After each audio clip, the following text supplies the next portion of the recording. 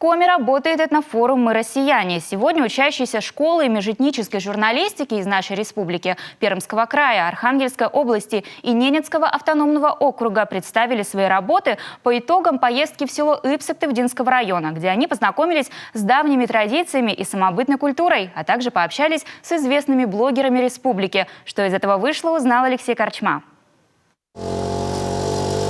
Наверное, о подобном свечном заводике мечтал отец Федор в уездном городе Н. Но в отличие от известного персонажа произведения «12 стульев», Наталья Паутова свою идею воплотила. 10 лет назад переехала в село Иб и организовала собственное дело – производство свечей из натурального пчелиного воска. Уникально не только в республике, но и, пожалуй, на всем севере России. Как определить в магазине парафиновая свеча или восковая? Очень легко, очень легко. Восковых свечей в магазинах нет. Со временем линейка продукции частного предприятия значительно расширилась, делится успехом Наталья Паутова. Теперь это не только свечи из натурального воска, но и собственный Иван-чай. Пользуются спросом по всей России, а еще Финляндии, Германии, США. Заказывают килограммами. Учащиеся школы межэтнической журналистики интересуются, не сложно ли было начинать с нуля и как в кризис оставаться успешным. Я бы хотела их научить верности себе. Смелости, может быть, в мечтах. Потому что наши мечты – это начало порой таких очень важных путей, которые приносят нам понимание вообще, в чем смысл жизни. Потому что самое страшное – это потерять вот этот смысл. Я бы хотела до ребят донести вот это, что верность себе нужно сохранять, что мы в этом мире, Богу нужны каждый вот такими, какие есть.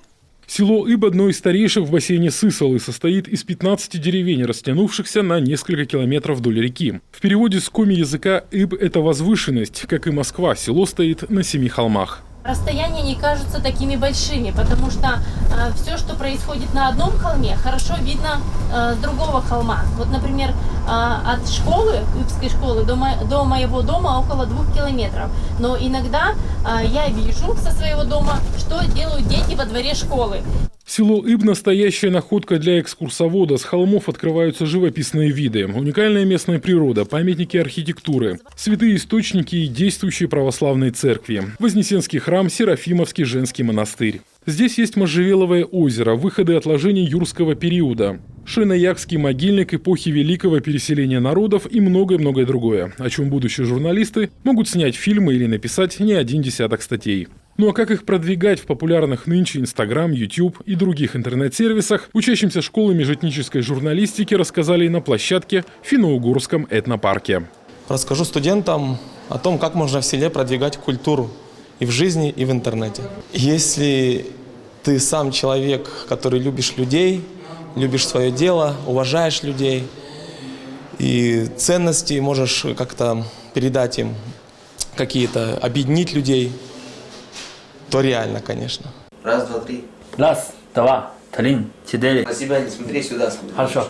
Что вам надо, РТС? 你们好，尊敬的朋友，大家好。 Сегодня Биль первый раз будет смотреть коми-клип.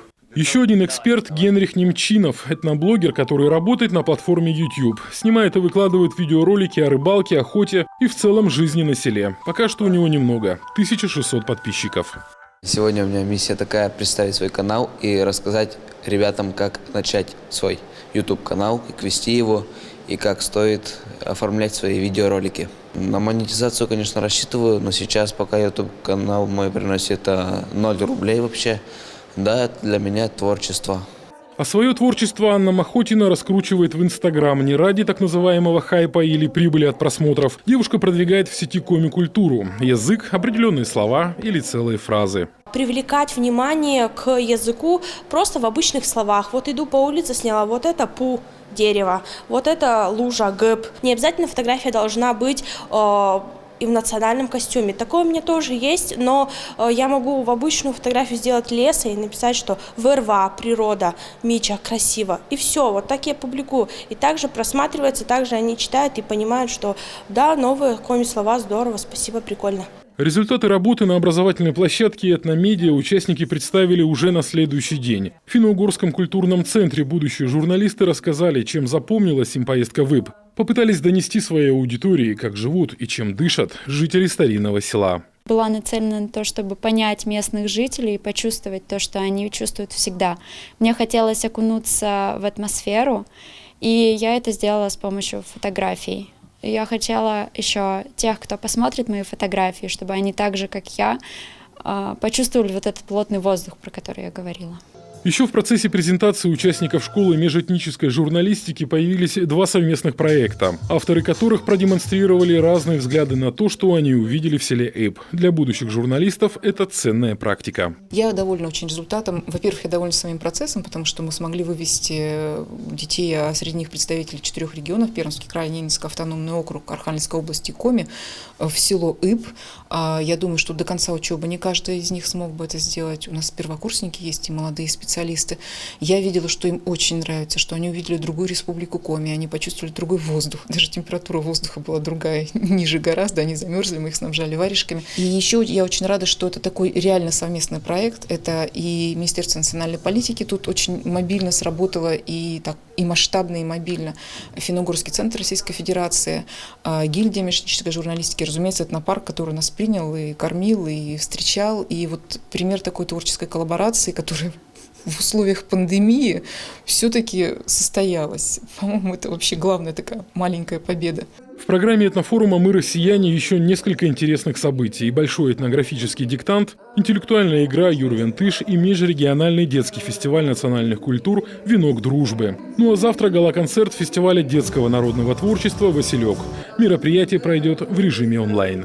Алексей Корчма, Дмитрий Булаев, телеканал Юрган.